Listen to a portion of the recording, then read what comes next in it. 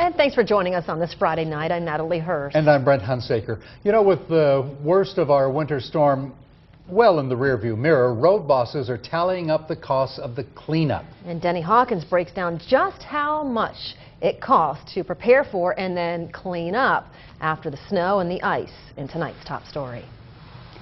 A 7-day cleanup process. That's what road crews have been dealing with since more than 7 inches of snow fell in parts of the Treasure Valley last week. And we haven't seen the last of the aftermath, but ITD and local highway districts say they've already shoveled out a lot of money. Even as the snow starts to melt, the costs are piling up for ITD and other local highway districts.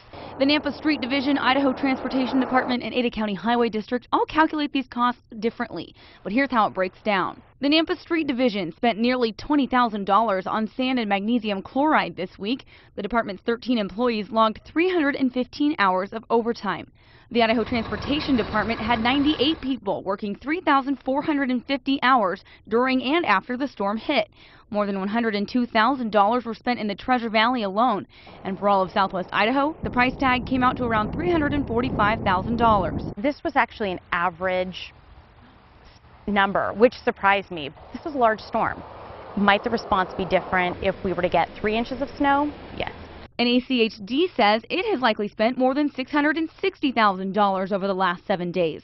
Spokesman Craig Quintana guesses that more than $100,000 of that went to paying employees overtime. He says the department also shelled out around $132,000 for de-icer and road salts.